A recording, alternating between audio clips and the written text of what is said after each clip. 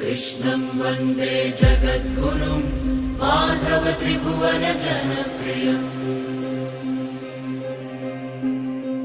कृष्णं वन्दे जगद्गुरुं माधव त्रिभुवन जनप्रियम्। कृष्णं वन्दे जगद्गुरुं माधव त्रिभुवन जनप्रियम्।